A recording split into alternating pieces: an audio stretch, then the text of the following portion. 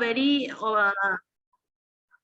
it is indeed a very it is a very good opportunity for all the faculties and staff and students to learn from K N Ganesh sir. And in the panelists we have Dr. Rajesh Bosle sir, the HOD of Department of Chemistry, Amish Vyas sir, Dean, School of Science. We have Sujoy Bandopadhyay and Polomi, who are Faculty of Chemistry. We have Abhinan Pandya sir. I don't know if he has joined. He is the connecting link between CMD, our CMD, who is Dr. Rajiv Modi sir, and who is Cadila Pharmaceutical Chairperson.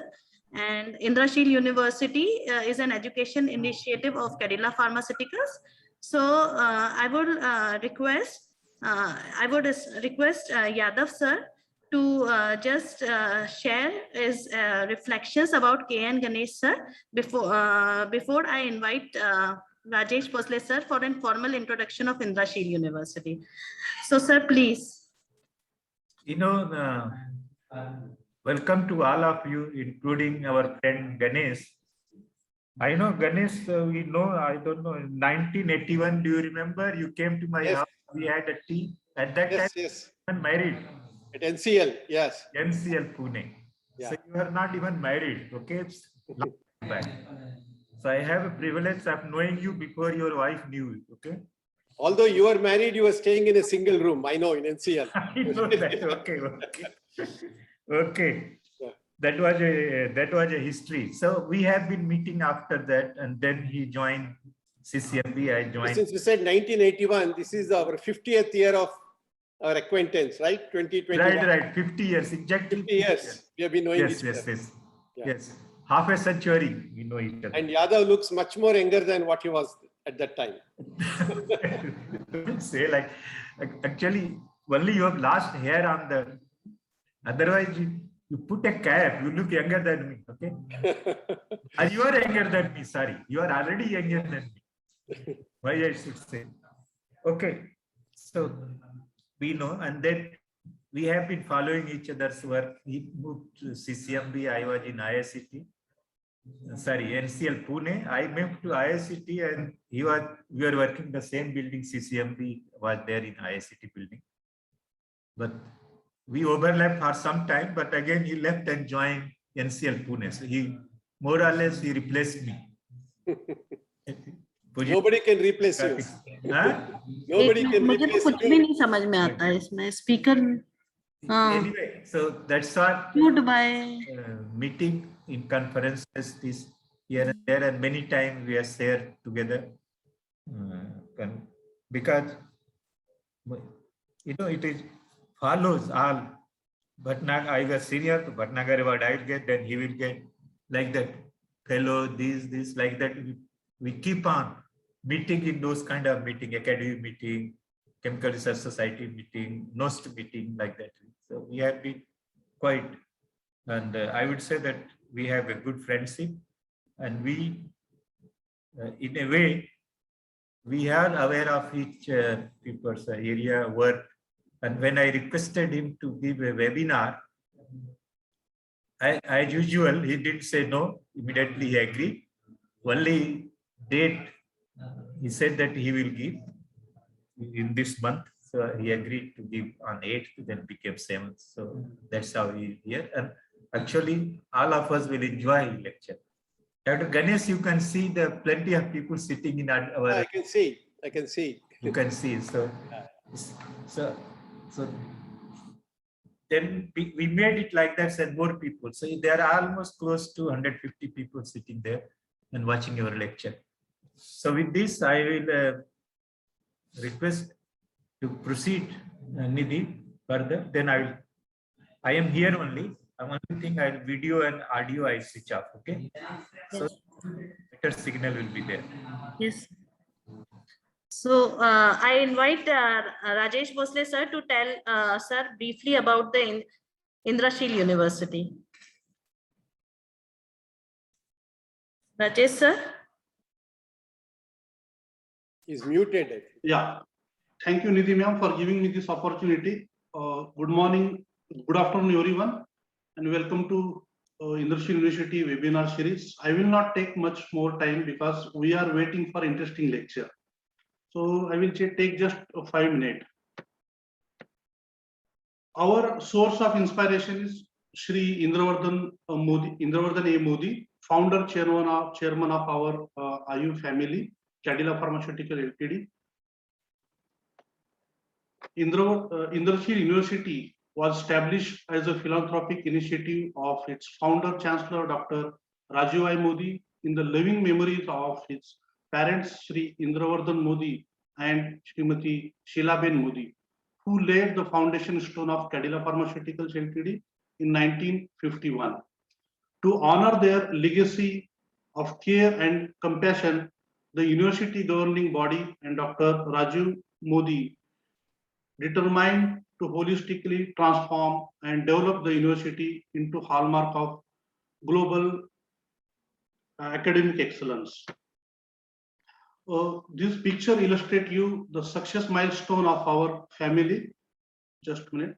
The pharmaceutical company, Cadila Pharmaceutical Company, was established in 1951. That was the beginning of our family. In 2016, Shri Saraswati Education Society was the education initiative of our Cadila. In 2018, Industry University was started, the first life science university in India, is a private university. In 2019, we got Atal Incubation Center and under flagship startup and entrepreneurship incubation center. In 2019-20, we had SSIP program for student research startup.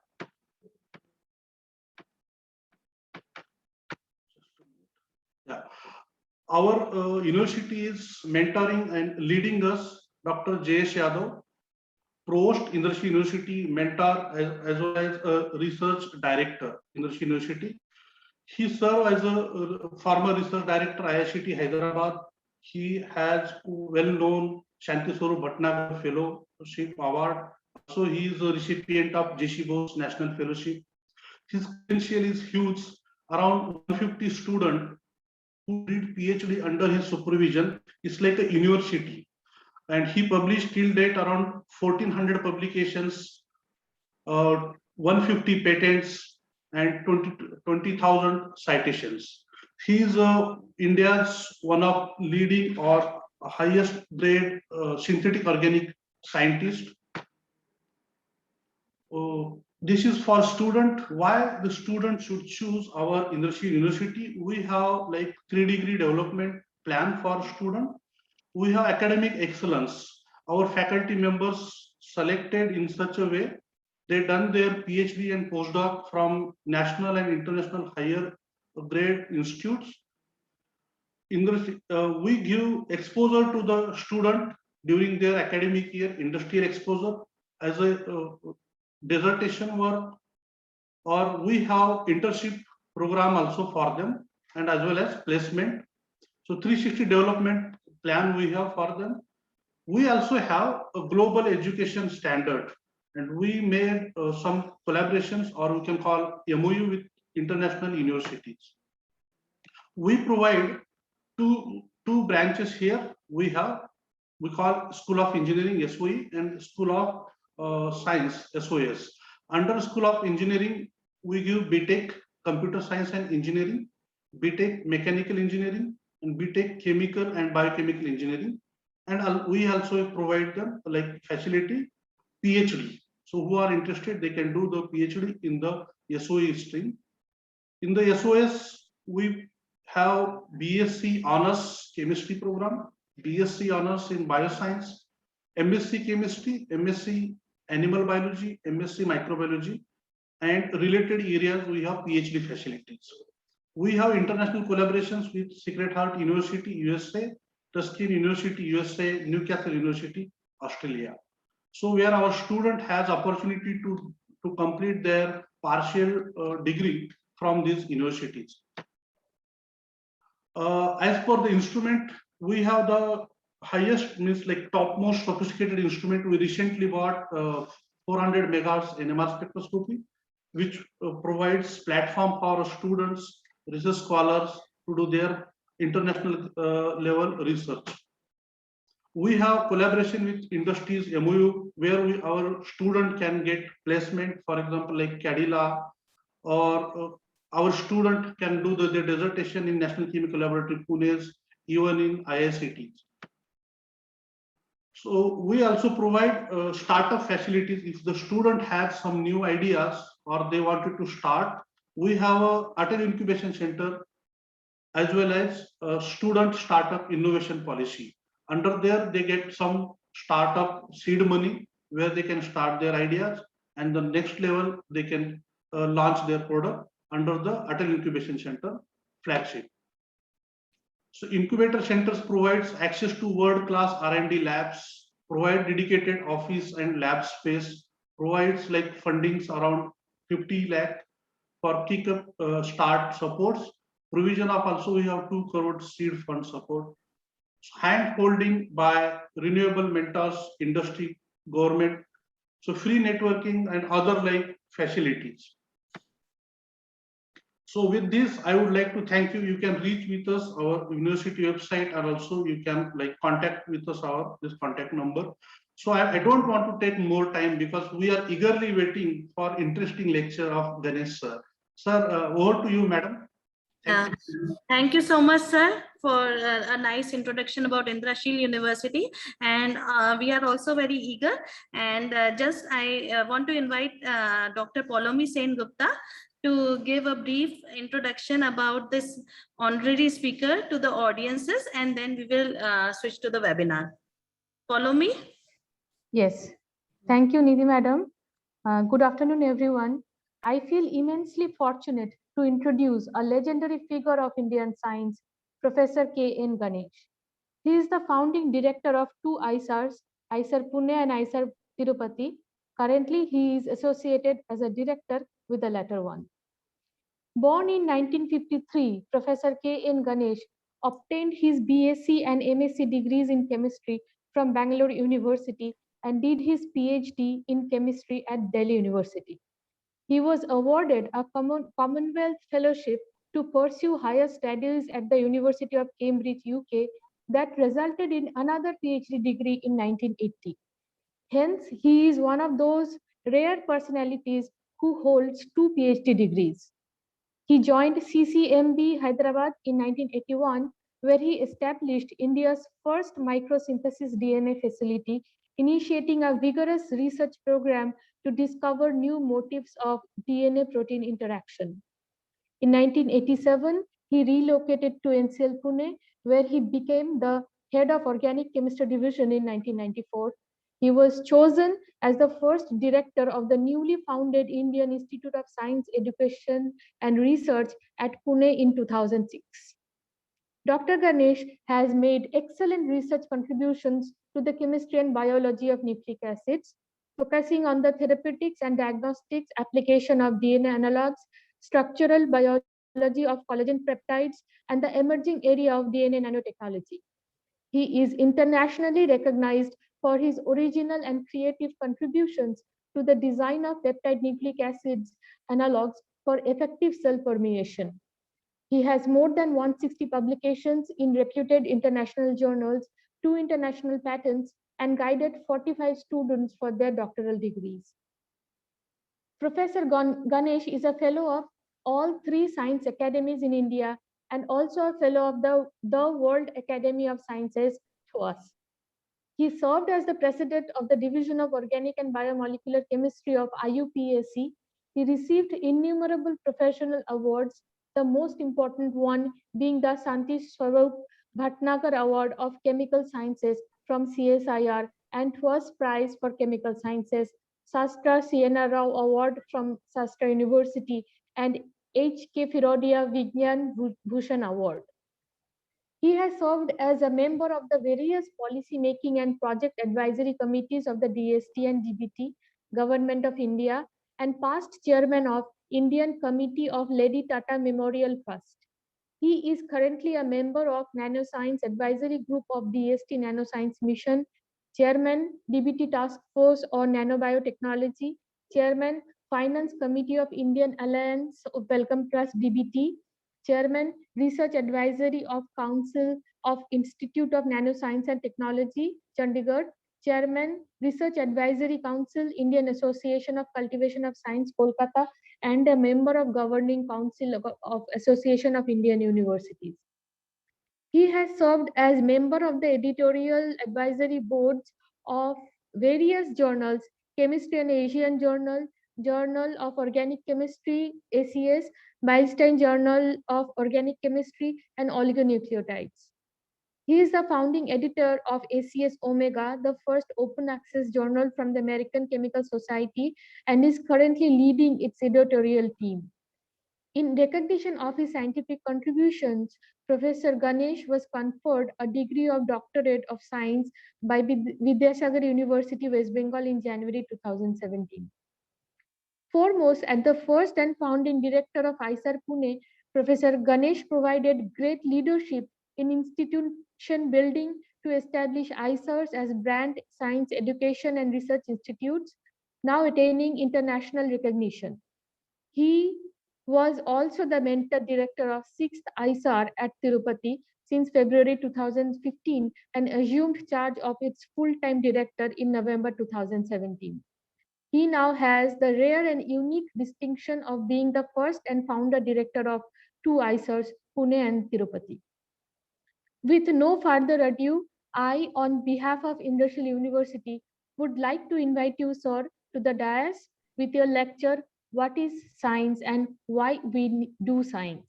Welcome, sir. The stage is all yours now. Thank you. Thank you, Dr. Polami, for your very long introduction.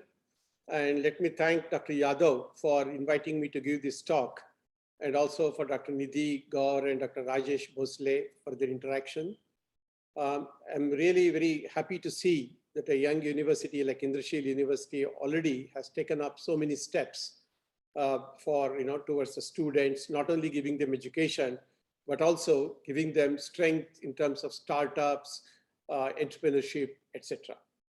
And I'm very happy to know that, I must say that although Dr. Yadav and me, we know for 50 years, probably I came to know even much earlier than 5 years before that, because I worked for my PhD in the area of lac resin, in which Dr. Yadav had contributed a lot under the guidance of Dr. Sukhdev. So I knew about his thing. Since then, I've been very, carefully following his threads, an excellent synthetic organic chemist. And I think if you look at the number of patents, publications, all that he has done, I think if you divide that by 10, you will get my record. I saw that it's so simple. I have not been able to achieve even as much 1/10 of what Dr. Yadav has achieved in terms of all scientific, publications, etc. And I'm really envious of his knowledge of synthetic organic chemistry. I got trained as a synthetic organic chemist, but slowly I shifted a little bit towards biology. And we have been very closely interacting on many fronts. And in fact, after he joined Industrial University also, he had called me and, we were in touch. And so I'm really feel very happy today to address all the students. So I was not sure the nature of audience, so I proposed 2 topics, hoping that they would be introductory. Maybe some other day, if a situation comes, I could talk about my research activities. But for today, I had proposed 2 topics. One is about general chemistry, chemistry in everyday life, life with chemistry, etc. And of course, with Dr. Yadav there, I don't think you require a lecture on that topic. So the second topic, what I chose was generally about the science. What is science? Why we do science? It is more of a little bit of history of science, a bit of inspirational, motivational talk for most of you. It will be totally out of your syllabus. What I'm going to speak to you is all about stories and experiences rather than anything technical about, the chemistry.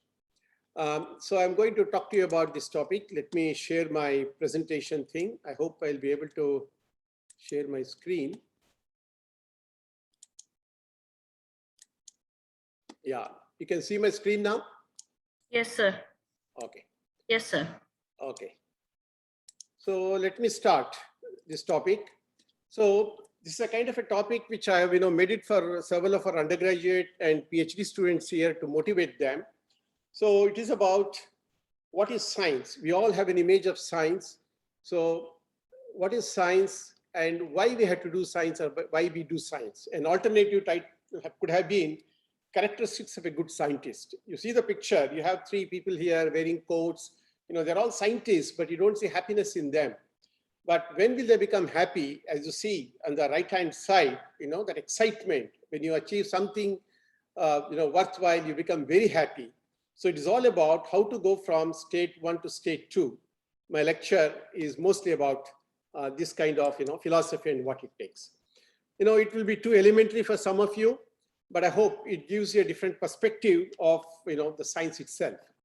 So let us ask the question, what is science?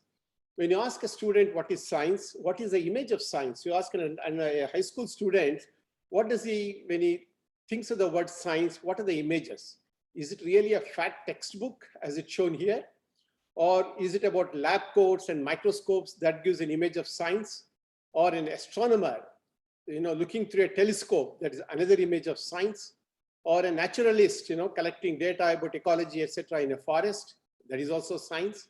Or like Einstein, scribbling a lot of, equations. I've just shown a sign, Einstein, but could be any, teacher writing on blackboard. That also represents science. Or when we look at a space, satellite launch, science, technology, or even the bubbling of beakers in conical flasks, chemistry many times is shown as a representative of science. So these are all the various images of science for young students, pictures of science. But all these only reflect some aspect of science, but none of them provide a complete picture of science, because science has several interesting facets, not only science and also scientists. That is what we are going to see today. So let us ask again, what is science? Now, science is about asking questions about the natural world. The simplest definition is that we have our natural world, the physical world around you, you ask questions. For example, when did the oldest rocks on Earth form? You can provide, that is science asking a question, you can provide an answer.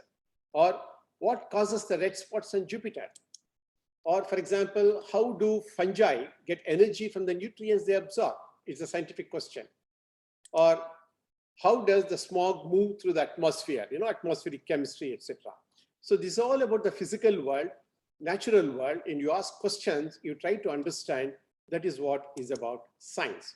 So science is about study of structure and behavior of physical and natural world, and you do it through observation and experiment. These are two other important aspects of that, observation and experiment. So science can be of two things. One is the natural sciences, which is study of natural world. And in fact, we also have a different branch called social sciences. It is applying the same kind of logic to talk about the society, the human behavior, etc. So that is about human behavior in society, that is called the social sciences. So today we'll restrict mostly to natural sciences. Now, we said that science is about asking questions about natural world, but can science ask questions beyond that? No, science can answer questions only in terms of natural phenomena and natural processes. The word natural is very, very important. But if you ask questions such as, what is the meaning of life? Or does the soul exist? No, science cannot give answers to these kind of things.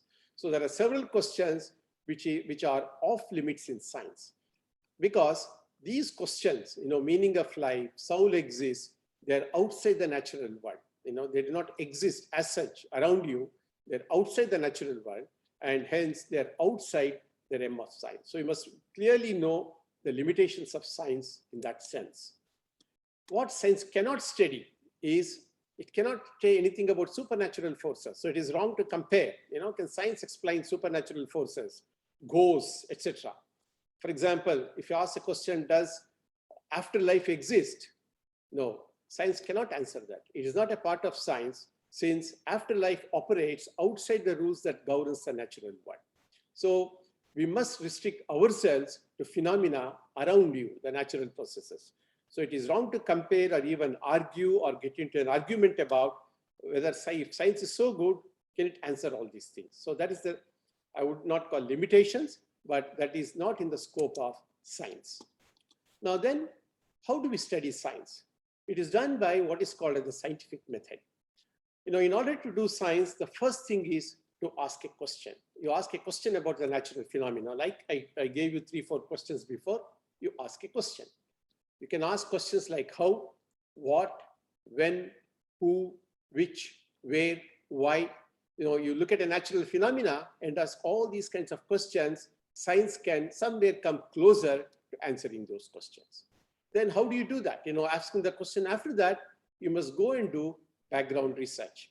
You go and see what is called in science as literature search. Go and study. After asking the question, has anybody done any work on that? What is already known about it? That is important. So before you proceed further, you must know what is already known. The best way to go forward is to ensure that you don't repeat the mistakes from the past. So do that. And the next thing is, after doing the background research, all the data, what has happened, then you construct a hypothesis around the question what you have asked. So hypothesis is you educate guess. Okay, this is a question, this is already known. If it is known, perhaps this can happen. How things work. If I do this thing, if my hypothesis is correct, I do an experiment, and if I do this, this should happen. And that will help you answer the original question. So that's what you have to do that. For that, you construct a hypothesis, and then you must design an experiment to prove the hypothesis. And that will tell whether the hypothesis is true or false. And when you do the experiment, that experiment will give you some results. You analyze the results and try to draw conclusions from those data. And when you get the data, if it all fits in, then the hypothesis is true. It may support your hypothesis. Then you have found the new truth. You had asked a question, you had a hypothesis about the answer, you did an experiment, and you got the results which prove this hypothesis. Suppose your results, the data, experimental data is most important. Your experimental data, suppose it does not support your hypothesis, then your hypothesis is wrong, false, or it is only partially true. Then what you do is you think again, go backwards, and again change your hypothesis. You construct the hypothesis, you modify the hypothesis so that the hypothesis fits into the data, because the data is the truth. You have done an experiment and you got the data, your hypothesis should support that data. You should construct your hypothesis from that data. That is very important.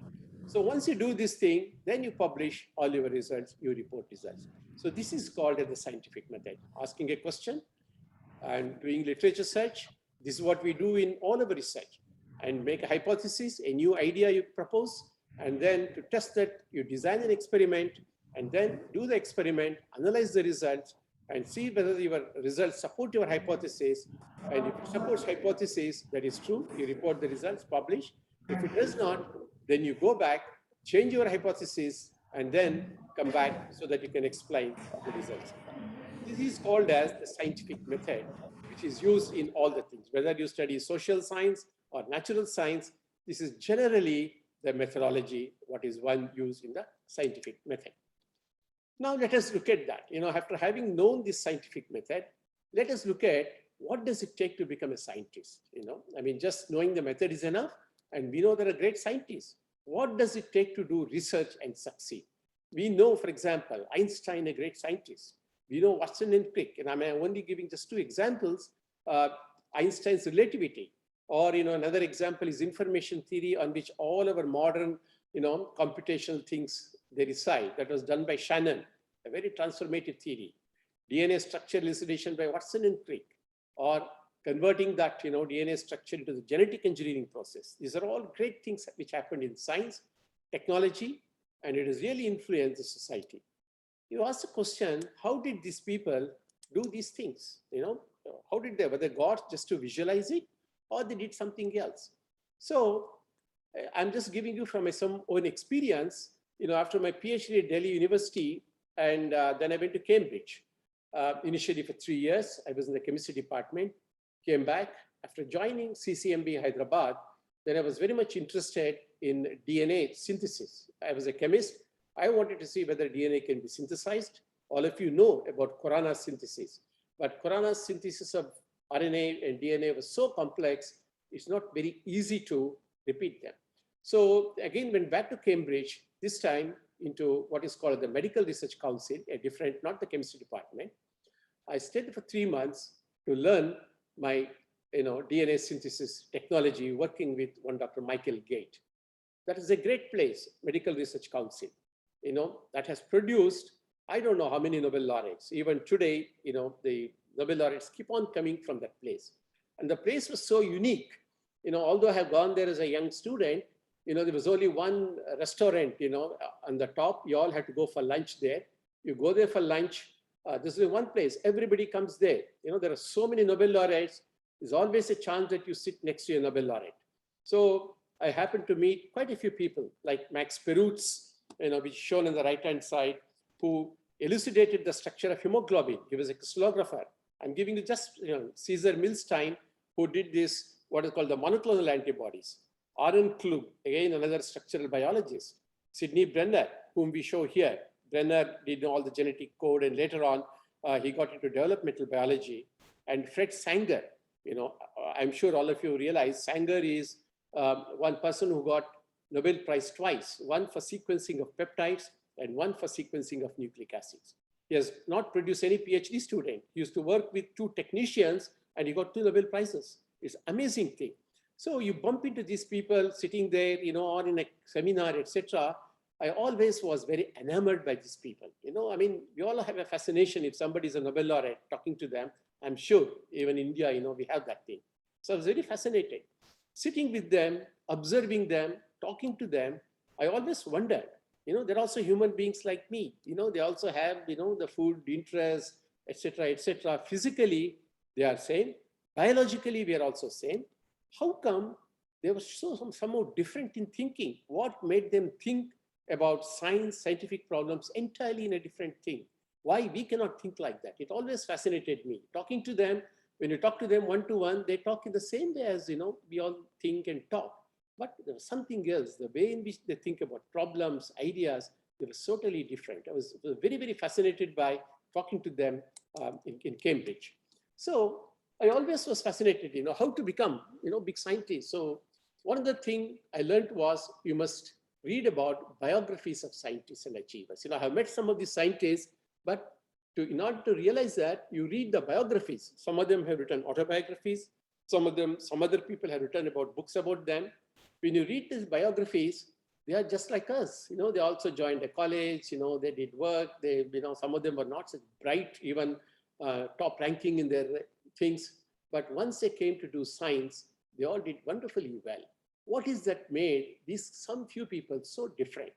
So then I started looking at, when I read a lot of biographies, I started wondering about what is common in all these great scientists. Do they all have so many common characteristics? Are there any common properties, which I think? So I have summarized some of them, what I found by reading books, by talking to many of these great people. One is they're all persistent. They don't give up things very easily. Persistence was that, they believe in something, persistence, Second thing is creativity and originality. They think about a problem in a way that we don't think, we only think in a linear way, but they do some out-of-box thinking, they're highly creative people. Imagination and intuition, their imaginations are fantastic. They can relate a phenomena to something else, which we don't think it is even related. Great imagination and intuition. When you talk to them something, suddenly they come up with an idea, intuition. It is just something gut feeling, it comes from that. Great determination, again related to persistence. And they've got great courage and conviction. They believe in idea and they're they have a conviction, great conviction in that idea and courage to pursue in that direction. If somebody says you're wrong, they won't do that. They won't give it up. They continue that. Ability to collaborate. They don't think, that I am the greatest. They can gain knowledge, interact with people from whom they can learn. Ability to collaboration is fantastic. And breadth and depth. They not only have breadth, that means they can think across the disciplines many times, and then also have a depth in their own specialist area. This is very, very important. Only depth will not help.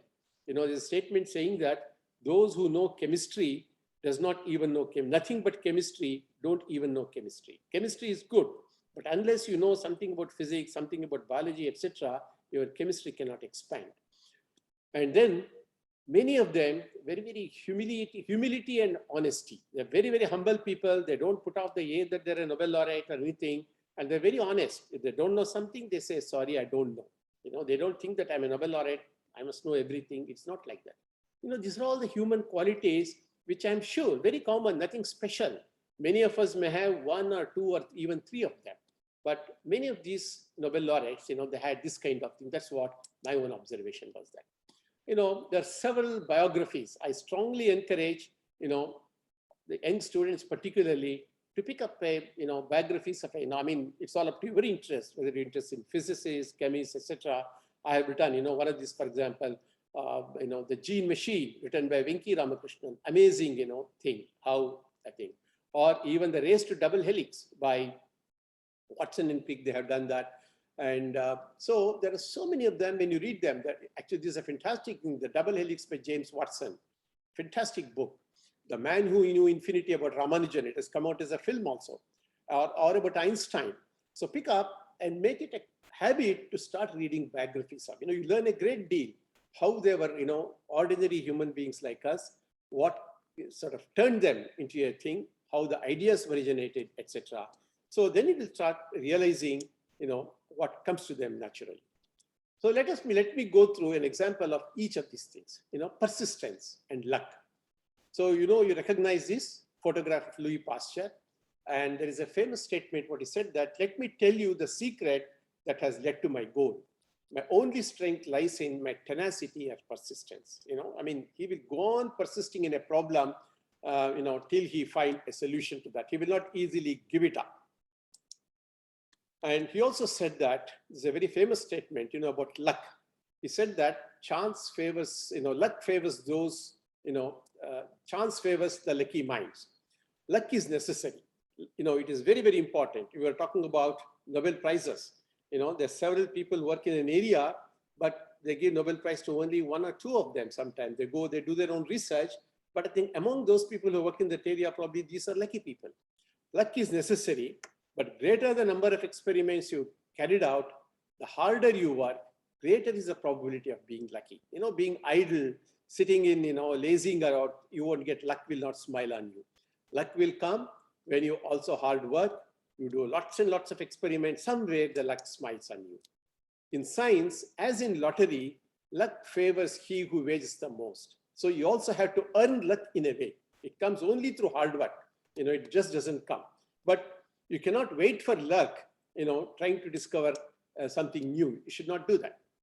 The second property is that, you know, characteristic is they're all highly motivated, not by others, that comes from within itself, their self-motivation.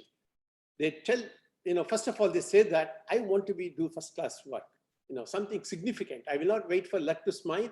I want to do a first-class work, you know, I mean, that has to be there. I don't want to compromise anything, but I want to do the, you know, highest quality of work that you have to believe, you know, and search for that work. You must do that.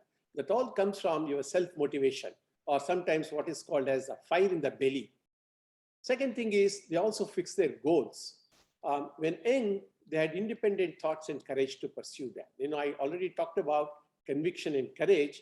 Einstein, for example, you know, we know what all he has achieved, you know, how so fundamental things. And when he was young boy, he used to think about that.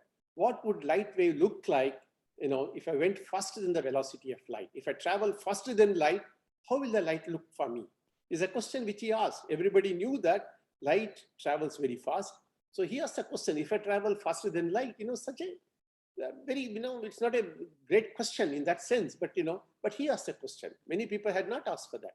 So that led him later on, thinking about that, to what is called the special theory of relativity. He did not wait for luck to come, but he did by great thinking, asking a simple question, great thinking, and he discovered all these things. Now, the second thing is not only self-motivation, you should be self-driven. Newton, he said that if others think as hard, not only working hard, thinking also hard. If others think as hard as I did, then they would get similar results. So hard work, hard thinking is very, very important. And another person who did fantastic things is, all of you know about Thomas Alva Edison. You know, Edison said, genius is 99 percent perspiration and only 1% inspiration. You know, it is all about perspiration means, again, hard work. You cannot compromise anything in the hard work, and 1% inspiration, motivation, and that will not have any room for frustration, he said. Solid work, if you do steadily, and gets you surprisingly far. You have to be patient, you have to persistence, and you continue. But doing just hard work is not enough. You know, I mean, I have nothing against donkeys, but as they say, you know, he works like a donkey, they say, hard work. But just hard work is not enough. But when you work hard, it should be sensibly and intelligibly directed. Your hard work should be directed towards sensible and intelligent way. And another important property of this great discoverers is ambiguity. You know, ambiguity, you know, that means you are ambiguous. You're not decided this or that. That is a property. We all think that these people have definite ideas, but to be great, you must have this little ambiguity. You must believe in something. You know, there's a theory, which is you read in the literature, you believe in something, but what we do is that either we believe it or we dismiss it off. Either believe something is true or not true. What is called as a binary. Either it is true or not true. But great scientists, they believe a theory enough. Yes, you know, this theory, this much is right, but they also doubt it. They will try to find the weakness in the theory. They doubt it enough, because if you don't find the weakness, you know, you analyze it. If you don't doubt it, then you will not work further. So they doubt it enough to notice the drawbacks of the theory, and that will help them go step forward and helps them create new replacement. So they are always ambiguous. You know, they don't believe everything it is right or wrong, not a binary. They believe in something, but they also doubt it. That is very, very important. An example is Darwin, for example. Charles Darwin, you know, he got this theory of evolution he went on a voyage. You know, Beagle was the ship. He went around and he was a naturalist. When he went around, when he saw, you know, from this voyage, he wrote down every piece of evidence that appeared. So he had a theory of evolution slowly cooking in his mind. And he was also observing, you know, many things probably fitted into theory. But what he was interested, you know, more interested was something which contradicts his theory. So he wrote down every piece of evidence that appeared to contradict his belief. That is very, very important. That is the only way you improve your theory. So great contributions are rarely done by adding in another decimal place. You know, people have done that. You know, they work for 15, 20 years, or even 5 years, for example. You know, you start working in that area. It is very, very difficult, you know, to make something great. So great contributions, you cannot do that another decimal place. You have to be on the other side of the dot, you know, that's what is important. So you have to be ambiguous, and also you must collect data which doesn't fit into your problem. Other thing is, if you want to be great, to work on important problems, you must have great ideas. You know, that is something, you cannot have one idea and keep on doing that. You think of 10 ideas, out of which one may succeed. So you must have plenty of ideas. Unfortunately, you know, many of us don't have so many, you know, things. We got some idea, one or two, we get wedded to that. We don't think laterally to improve the idea or to think of alternate solutions. But then when a new idea comes up, you know, it throws up some solution, when it gives some good results, what these people do is that they drop everything else and then they concentrate on that new idea where it has given them. You know, that is called the prepared mind. Their mind is prepared to have an assault on the new idea, you know, where they think that they have some breakthrough done. That is very, very important. So Newton also said, if I have seen farther than others, it is because I have stood on the shoulders of giants. You know, that's very, very important. That's the reason you must read what is already known in the literature. You know, that they are the giants. You have to ride on the shoulders of giants. But these days, we want to make sure that we step on somebody else, that they don't progress. We want to bring hindrance rather than progress.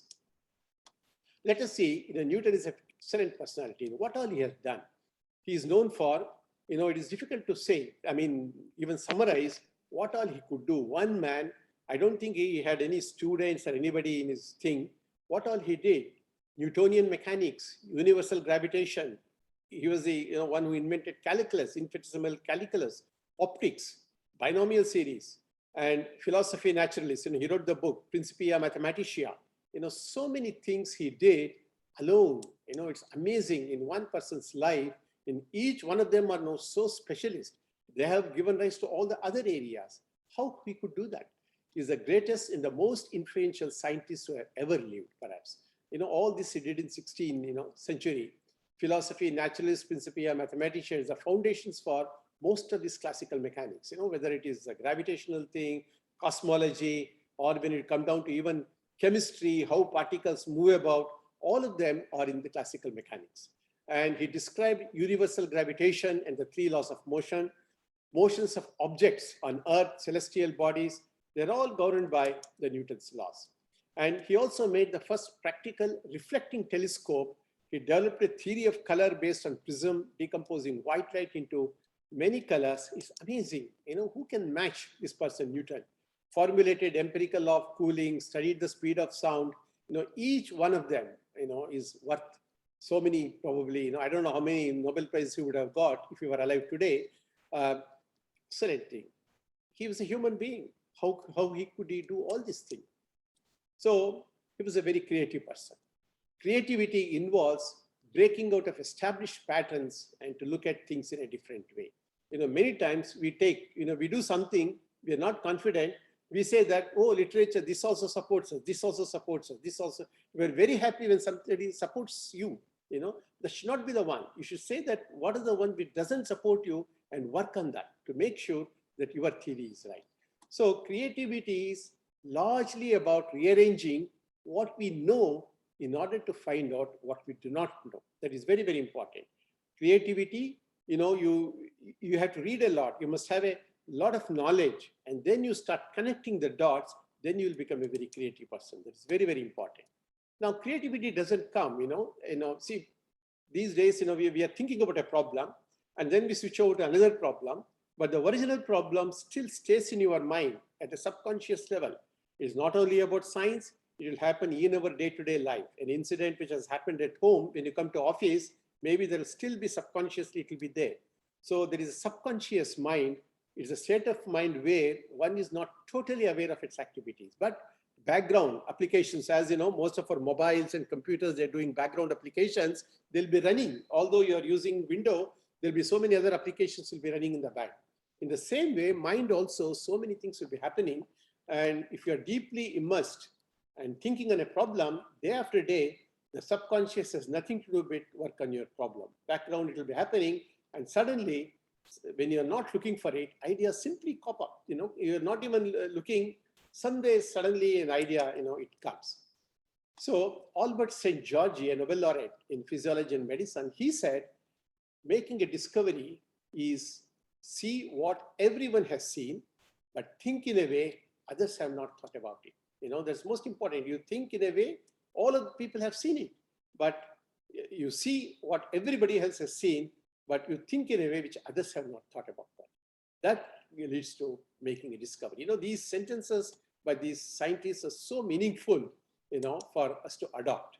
So the research is about 4 things. One is you require brains to think, eyes to see things, and machines with which you have to measure. Science is an experimental activity. You have to quantify, you have to measure. It's a generic word, measure. You have to do that.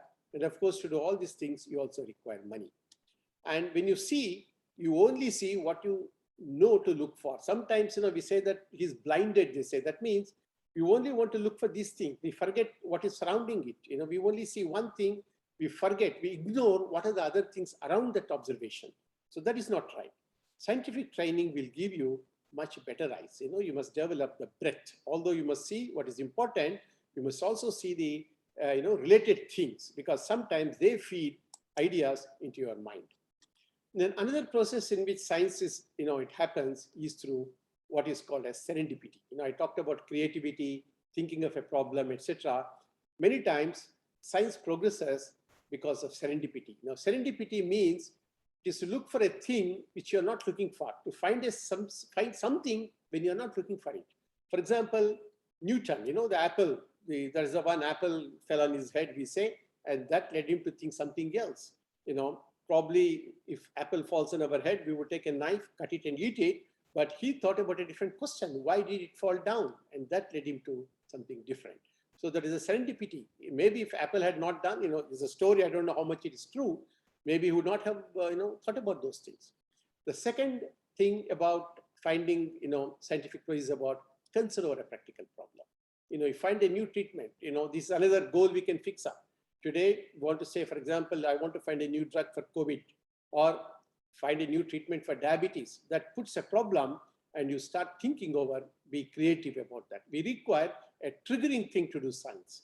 Serendipity about something which happens, you start thinking about it, or you choose a practical problem and find out what is that you can do that. Or the third one could be technology requirement. For example, you want to make an advanced telescope. It's not a new science, but then you go about assembling things, engineering, technology, etc. So several of these things are origin of the scientific process. It requires a trigger, it requires a origin. And once it happens, then you investigate it by thinking, brainstorming, making new observations, all that will happen to find a solution. Now let us take an example of serendipity. Now what is the serendipity? Now serendipity means, it is made out of a novel. It is called as the Three Princes of Serendi. Here the three princes, they were stuck on a island and they started discovering things. They were not seeking for it. They were not looking for it. They were getting it. So that is the word the serendipity comes. Now, what are those examples? Examples of serendipity is Benjamin Franklin discovering electricity. He found these things when he was not looking for it. Or Vincent Schaeffer looking at cloud seeding, photographic plates, or invention of dynamite by Nobel, invention of battery by Volta, X-rays by Rontgen, penicillin by Alexander Fleming, or even optical activity by Pasteur, or nylon and Teflon materials. Teflon was by Roy Plunkett. So these people were never looking for it. They were doing something else. Suddenly serendipity, something happened. They did not neglect it. They went about and started their thing. In order to do such a thing, your mind should be prepared. Only a prepared mind recognizes a chance event. Otherwise, even something happens, if your mind is not prepared to recognize it, you may miss it even, And so that is very, very important. The serendipity is one. Now let us look at Michael Faraday. I gave you an example of Newton. Michael Faraday, another excellent, is an enigma for humanity. He lived between 1791 and 1867. He died at the age of 75. He is very, very difficult to call him whether he's a physicist or a chemist. He is known for how many things? Faraday's law of induction, electrochemistry, Faraday effect, Faraday cage, Faraday constant, Faraday's laws of electrolysis, efficiency effect, Faraday wave, Faraday wheel, umpteen things he did that. And he was influenced by Humphrey Davy, William Thomas, and he got notable awards. He got the Royal Medal Award and Copley Award, Rumford Medal, he got it. And again, he was a loner. You can't think of a student of Faraday.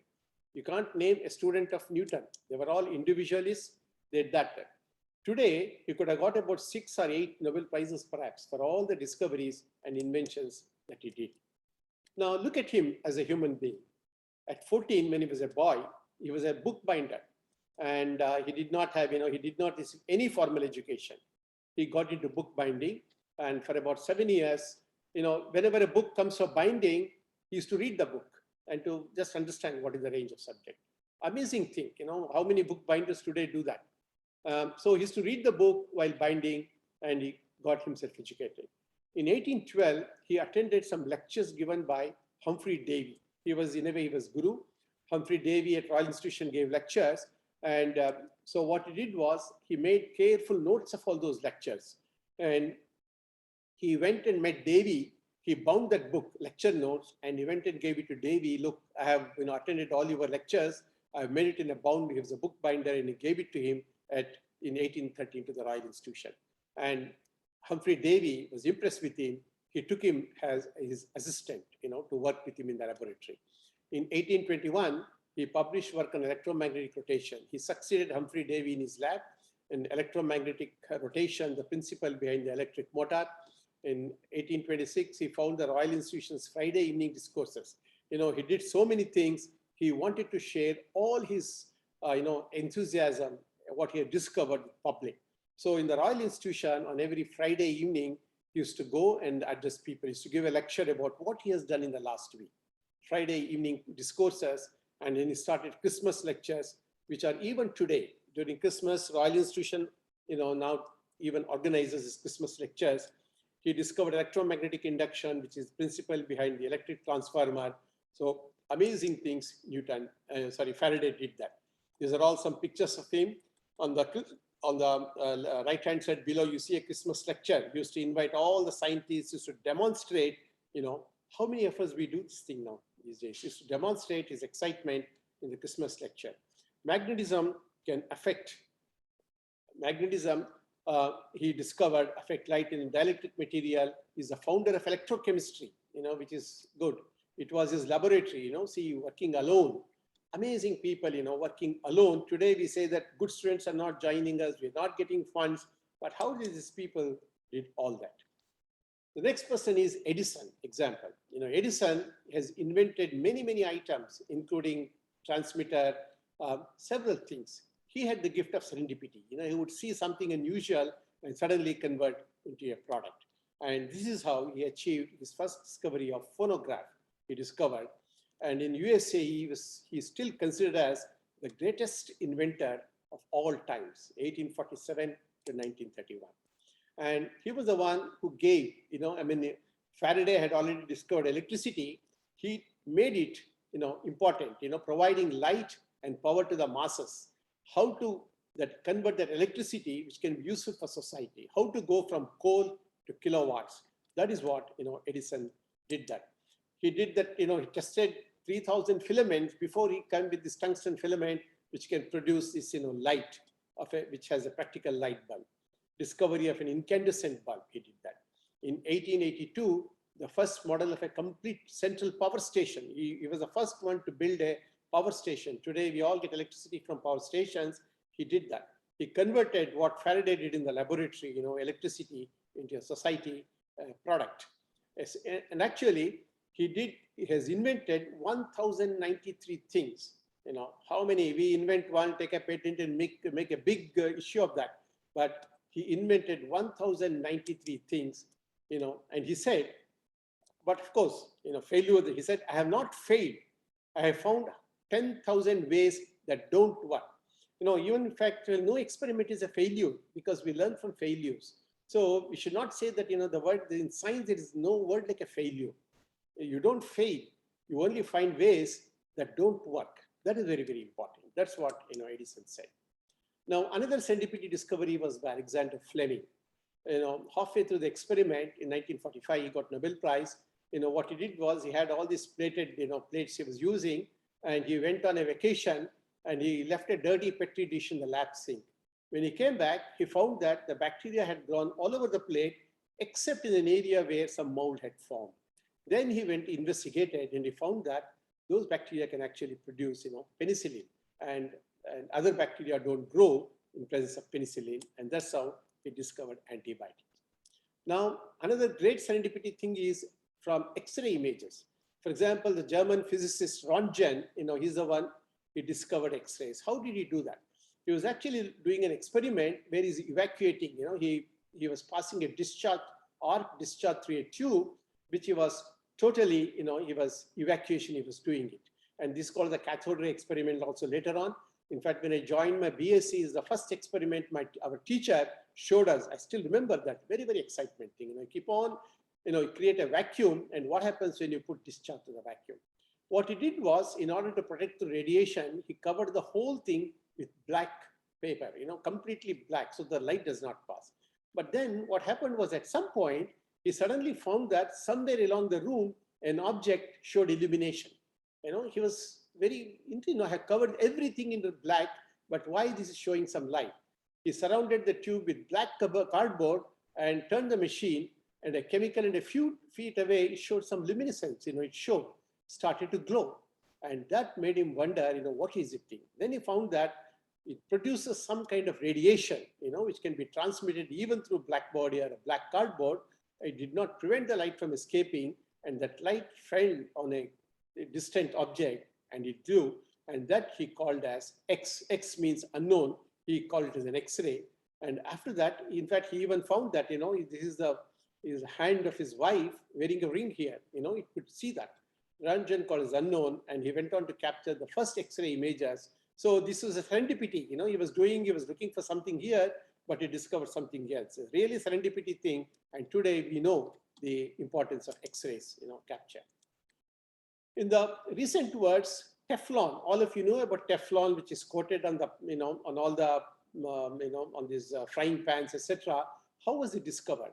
A chemical engineer, Roy Plunkett, he was actually doing tetrafluoroethane, gaseous tetrafluoroethane. He wanted to produce that. So he had used the gas and he had filled it up in a cylinder. And then what he found was the cylinder, that cylinder had got blocked. When he opened it, he did not get any of that gas. The refrigerant is a gas, gaseous tetrafluoroethane, it did not come at all. But luckily, he had weighed initially the weight, and we would have thought that the gas has leaked out, nothing has come. But he took the weight of the cylinder, it is the same weight, but no gas is coming.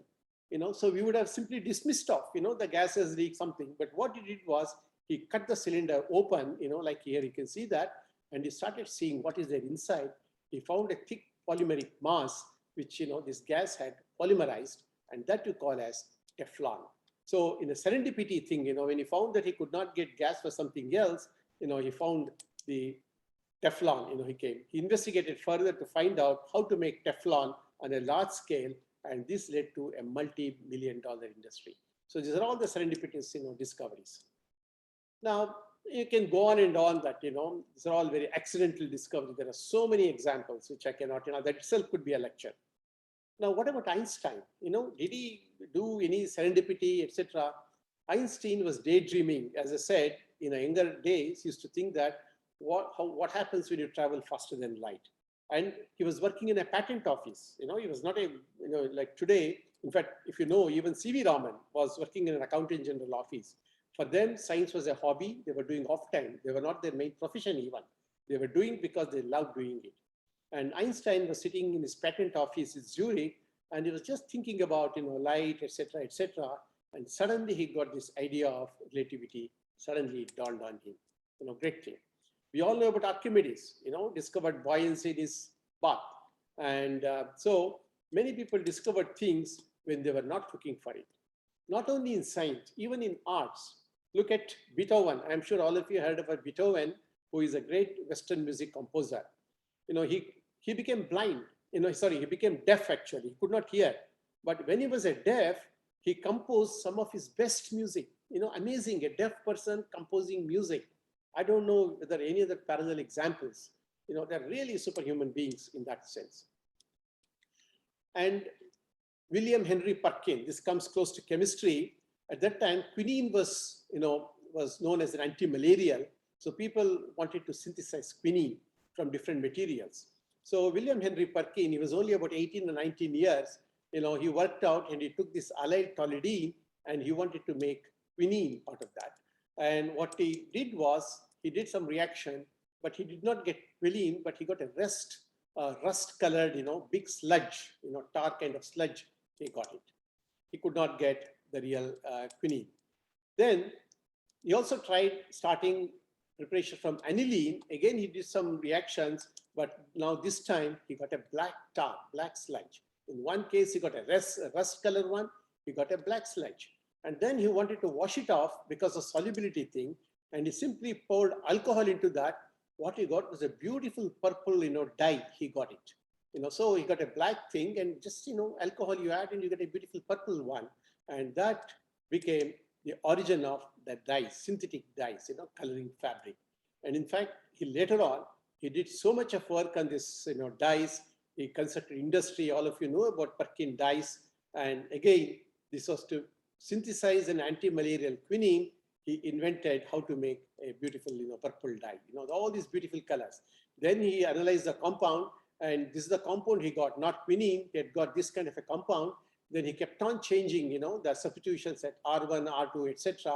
Every time he changes a different substitution, he was getting a different color. Amazing things, he did that.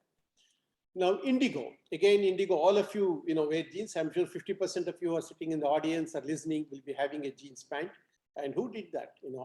One Bayer, he got Nobel Prize in 1905. Nobel Prizes started in 1901. He got Nobel Prize in 1905 for synthesis of dyes. He came up with a synthetic This indigo is actually, it was isolated from a plant, of origin India. So that's why it's called indigo. People in Indian, old times, there are reports of how we were using this dye for cotton, etc. But, the dye has this structure, what is shown here.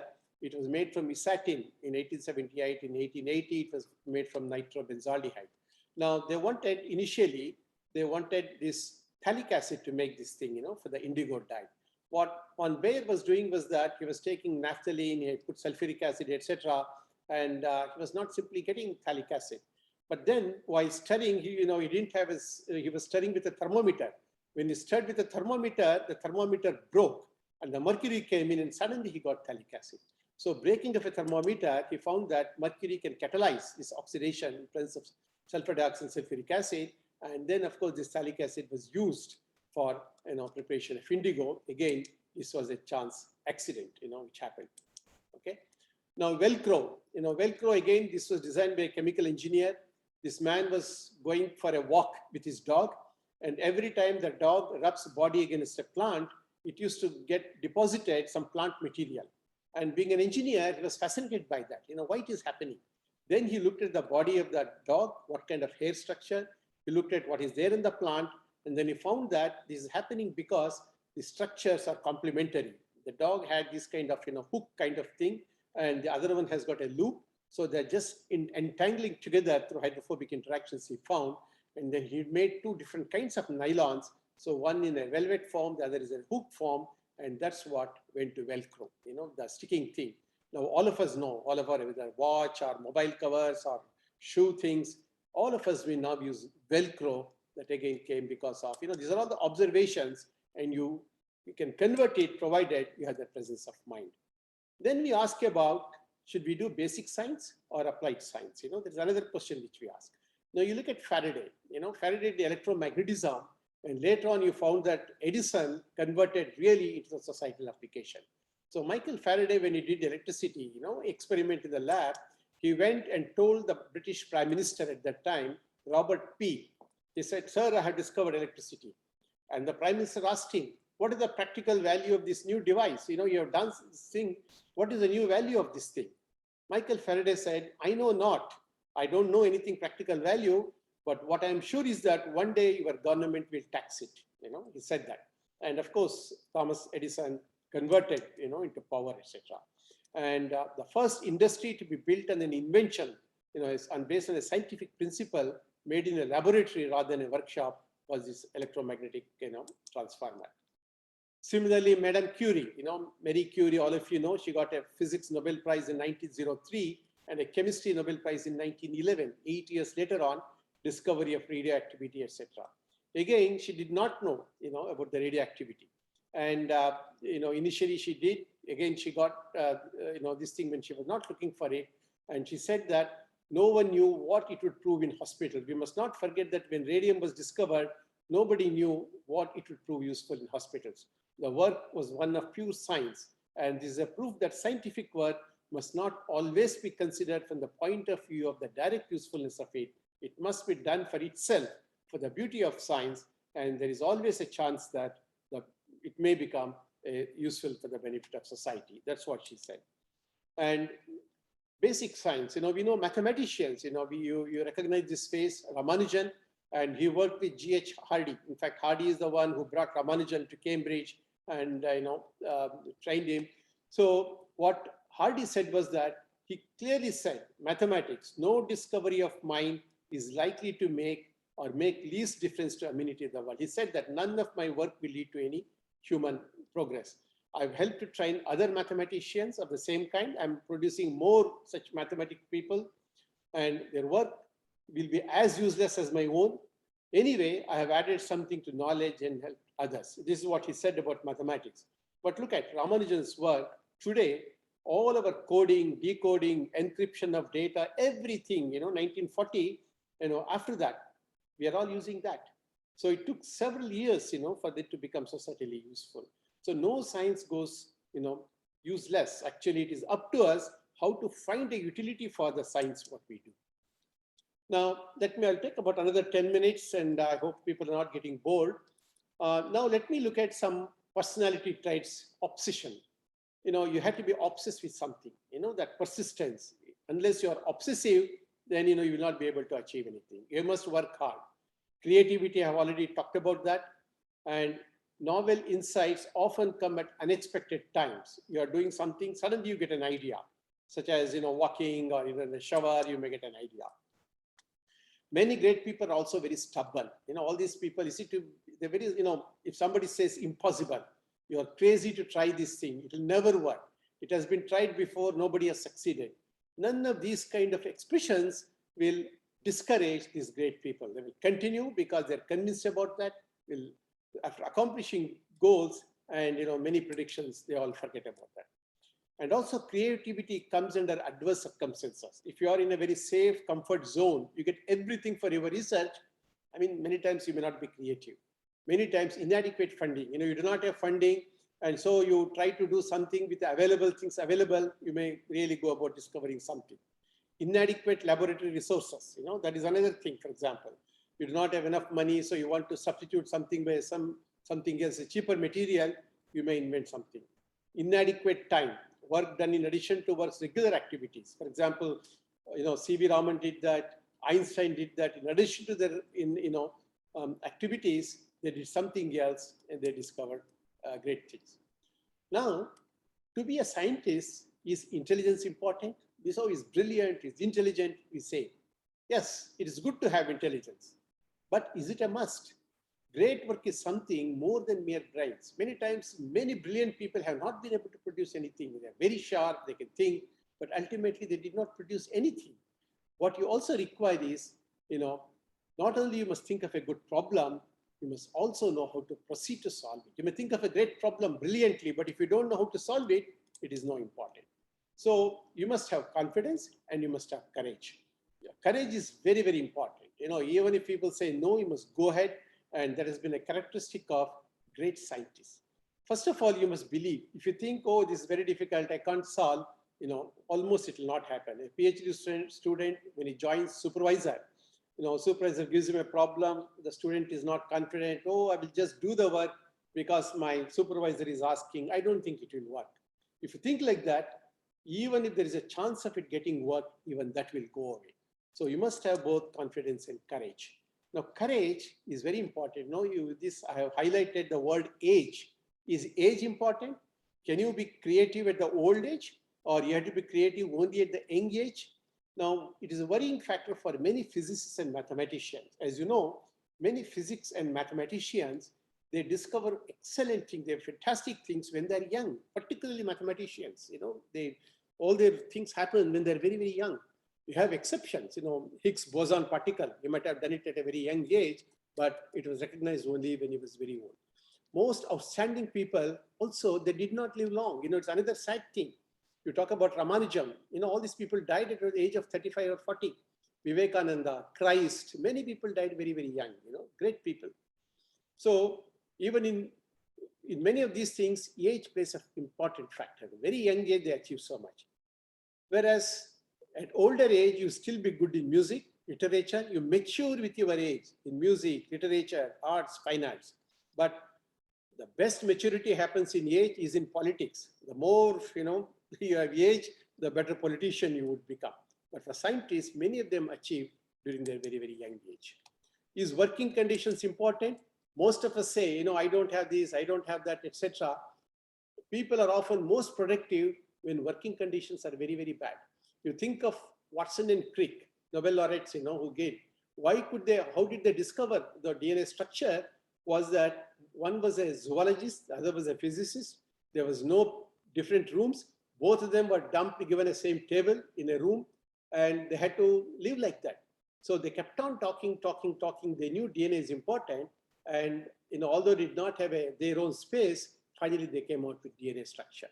So plenty of Nobel laureates. In fact, if one visits, since I was there in MRC Cambridge, many of these scientists don't even have a room. If they have a room, even after getting Nobel Prize, they will only have one desk.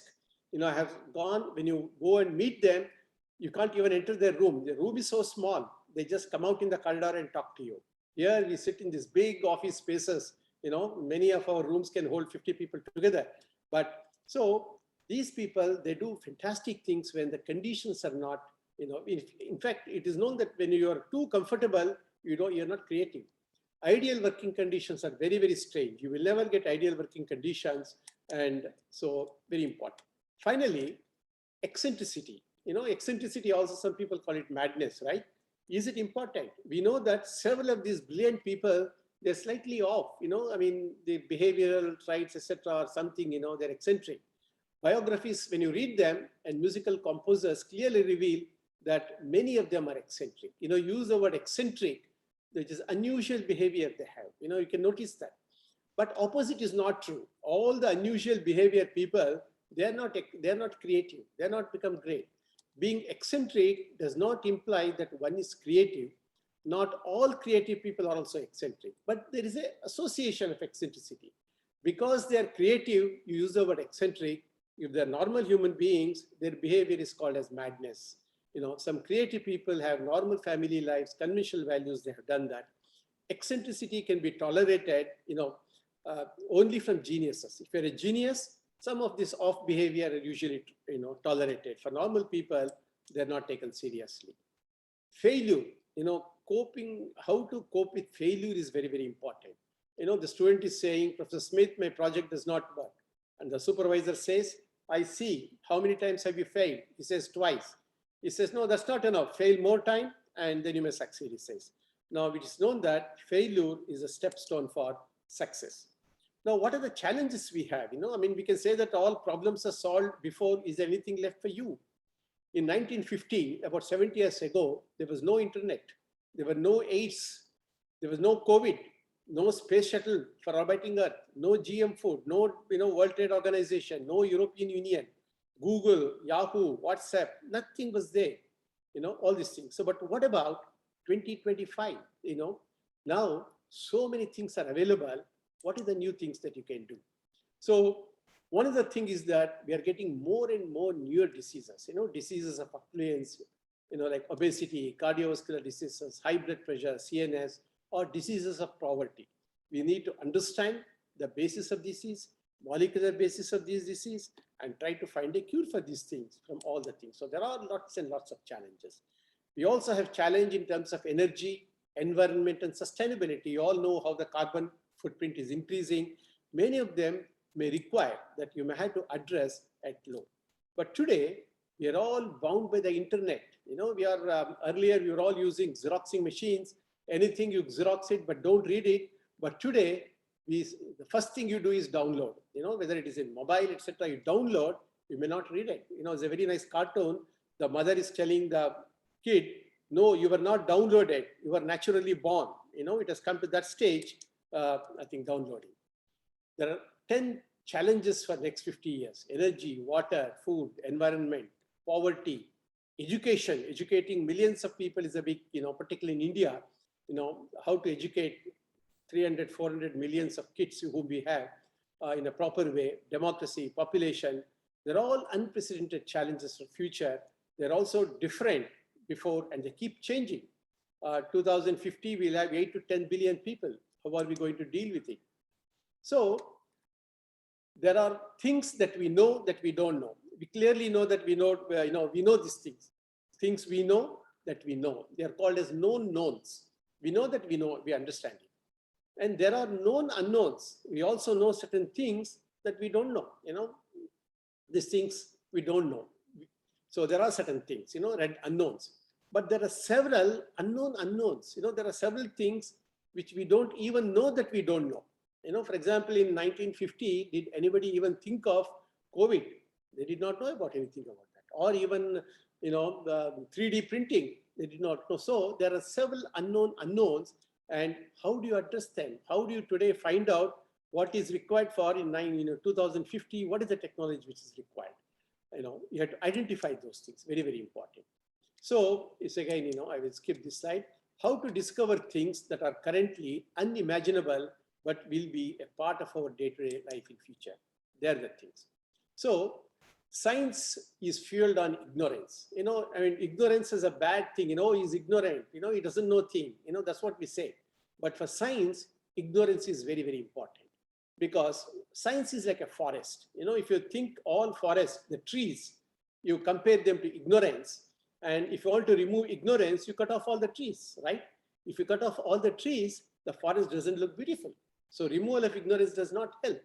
In the process of clearing, you destroy ignorance, but the knowledge expands, right? In the process of clearing, knowledge expands, but the more it expands, the longer it is. So what is knowledge is that the more you know something, the more we don't know. You know, that is how the science progresses. Ignorance is infinite and knowledge is also infinite.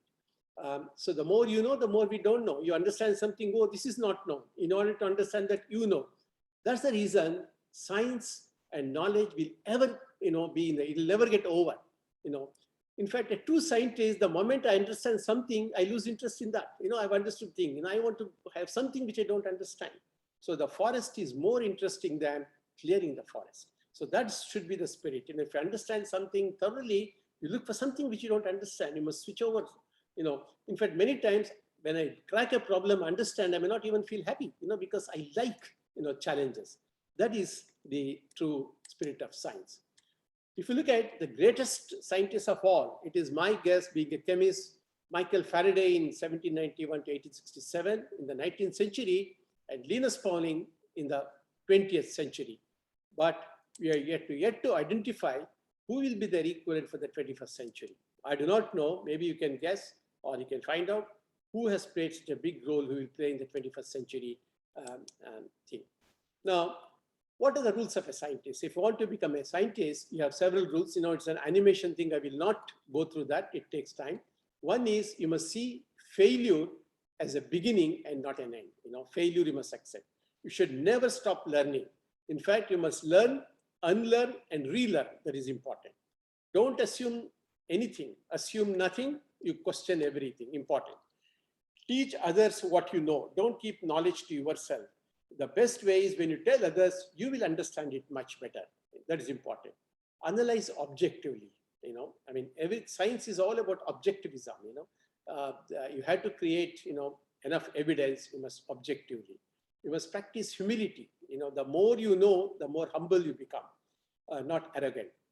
You must respect constructive criticism. If somebody criticizes you, you must respect it and look into that. In fact, there's a famous statement that when others agree with me, I'm sure I'm wrong. This is a very famous statement by Samuel Butler. He has said that. You must take initiative, give credit where it is due, ask the tough questions very early, and love what you do early. These are very, very important rules of scientists. I will not go into that. There's a small, if you want, I can share all these slides.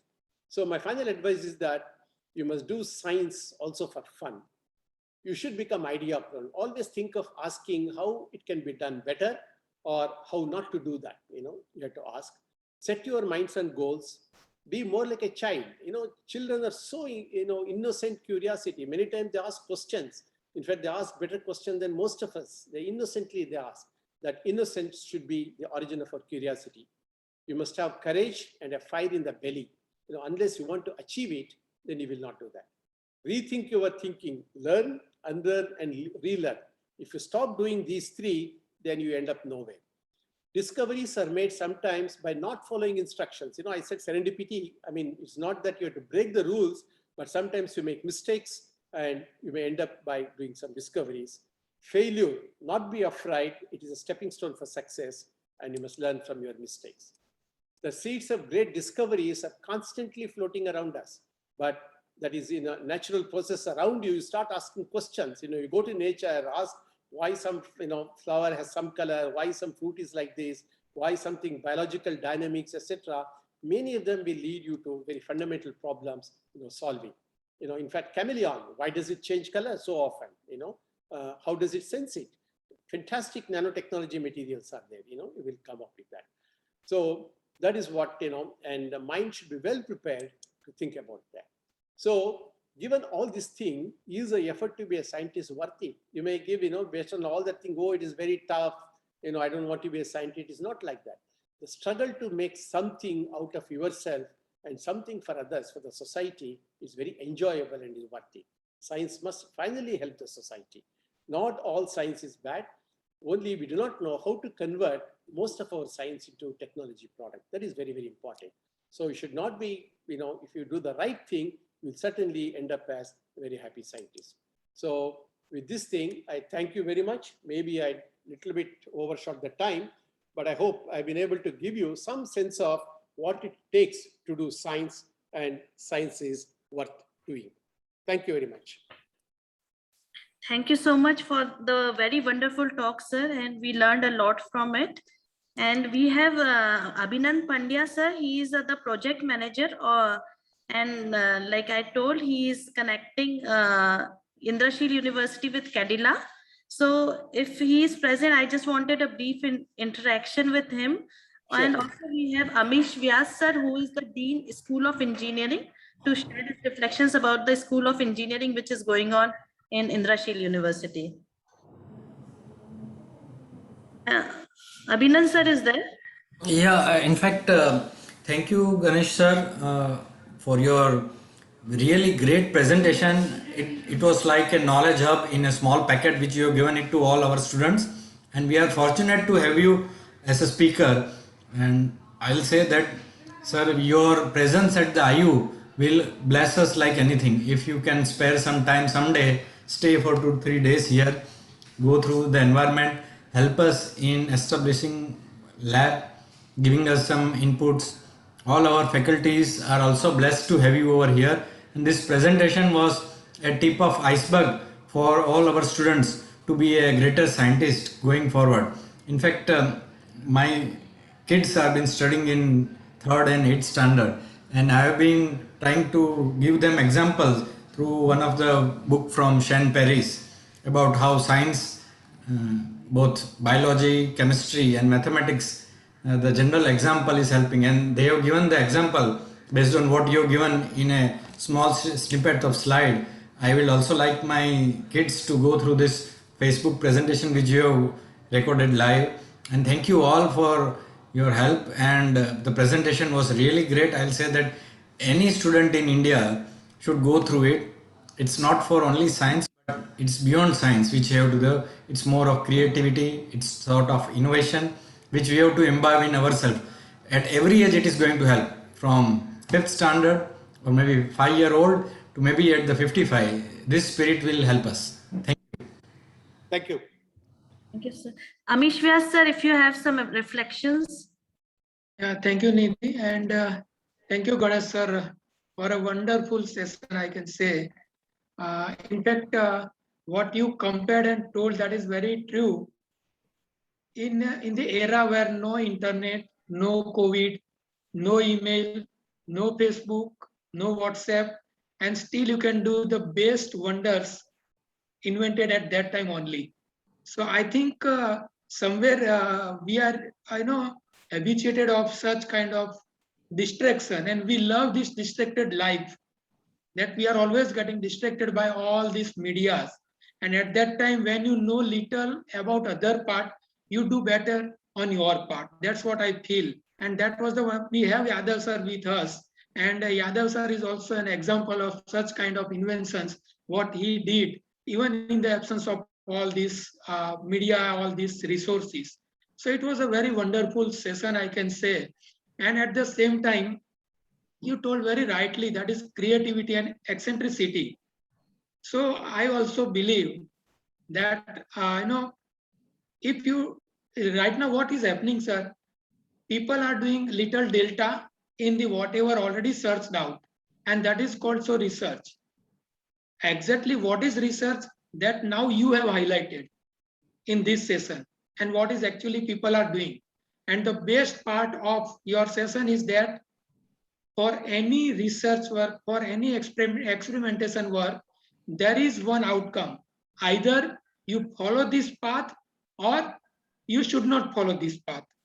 But this is what an outcome of any research work. So thank you very much for a wonderful session. Thank you, sir. And sir, Yadav sir. Yeah, Dr. Ganesh, truly you gave, a fantastic lecture. There is no doubt about it. Sometime I say, when we do research, people have been doing research. public or media does not recognize at all that they are doing something. The result when comes much later, right? Then they realize that was research, what benefit it had got. So public normally does not understand in the beginning what scientists are doing. As a result, scientists doesn't get packed really at that time. They get packed only once their science has produced a tangible result for the society, which becomes, by the time they recognize, the scientists would have become 80 years, 90 years old, maybe no more in this world. Majority of, for example, Ramanuj example you gave, who knew that in 30s what he did will be useful today? I don't think public or media knew his wisdom, what he thought in those days. It's a similar Raman effect. Same way I'm talking. If you talk Jesse Bose, that wireless communication, I don't think public appreciated at that time. Today we are using cell phone. Today you are doing all this security check and then realize what great they have done. So unfortunately, our recognition in the public eyes comes much late, but scientists are not bothered. They are bothered about research. They bother about what they enjoy. So they enjoy doing research, so they continue to do that. I think you very nicely projected similar things in many of your slides. It was there. So thank you that you exceeded our request and given this lecture. Thank you. I think, once the COVID business all goes up, I'll call you, and we have a beautiful guest house environment. You can stay and enjoy for a week or some. Our student will get motivated. 1 or 2 talk you come along with your wife. That will be no problem. Yeah, it'll be good because you and me have something common. Both of us are in institution building, Right. establishing institutions from scratch. Right. Another story. So it'll be very nice to see how Indrashili's university is coming up. And Sure. we always have, each one of us have innovative method of doing things. So it'll be Sure, nice to learn from each other. An economical way of doing it. That was Yes, yeah. another thing. And doing it on government rules. That is my problem. Right. No, but here also we are following government rule. We are not aligned because UGC, NAC, and all those things, if you want in the private also to get recognition, they are very strict about that. You are following government norms or not. Absolutely, yeah. Only they are not very strict about the reservation and all those things. But all other procedure we have to follow like government. Yeah. Anything else, Palumi? Thank you so much, sir. So, sir, it will be nice if you could please mail me the slides so that I can distribute it to the students, because it was a very learning experience. Yes. And they can learn. Probably you already recorded it. The video is there, but I'll send the slides also, no problem. Yes, sir. And sir, now I formally invite Dr. Sujoy Bandyopadhyay to give a formal vote of thanks to you on behalf of Indrashil University. Yes, sir. Thank you, sir, for very much for your excellent talk. So we also take the question. If anyone have any audience have any question, please ask to sir for any advice. Actually by audience, okay? So, okay, sir. So, sir, I have one question. So, what is your advice to young professor to find a challenging problem? So, if you tell about things, your advice, and it will be helpful for us. Yeah, see, there's no easy answer to that, to find a problem. The problem comes because, you cannot just sit it today. I'm going to sit and think of a problem from 2 o'clock to 3 o'clock. It won't work like that. Is a culmination of your thought processes for several, things. First thing is they need to attend, I always tell that attend as many lectures as possible. And that's very important. You must have a lot of information in your brain. It should flow from all different, directions. In fact, Dr. Yadav, myself, we used to, so many lectures we used to attend, not just in your own area, lots of other areas. So when you attend lectures, the first 5-10 minutes is most important. You may lose track of what specialists say, but for the first 5-10 minutes, Speakers give a general introduction. So you know what is the state of area, etc. And then when you're attending the lecture, when you're attending, you also think of your own problem, how my problem can find a solution in this approach, a different approach, etc. So it doesn't originate, it is a culmination of your thought process over a longer period. These problems come. And I think the best thing is they must, people must attend as much lectures as possible in their area and related area. Many times, I have been benefited by that. Then you start recognizing a problem. Yes, there is a problem. Second thing is you must solve a problem, not because you can solve it. I can solve it. I am a synthetic organic chemist. There's a molecule, I can do that. I'll make it. People won't get interested. You must solve a problem which is worth solving. A molecule which is worth synthesis. That is important. I mean, there's so many molecules, but what is worth in terms of fidelity? So we must always choose problems, not because you can solve it, but because it is worth solving. And such problems you must be able to recognize, and you may not be able to solve it. If you cannot solve it, seek collaboration, seek help from other people. Then it really becomes worth solving. That makes a difference, like 1 + 1 = 11. That is most important. Yeah, thank you, sir, for your advice, and thank you for the talk. And also I would like to thank all the participants. And I also like to thank our Provost, Dr. Jadhav sir, and both the Dean, P. Vyas sir, and our Bharti ma'am. And I also thank to Abhinand Pandya sir. I also thank our department HOD, Dr. Rajesh Bhosle sir, Dr. Nidhi ma'am, and Paulomi.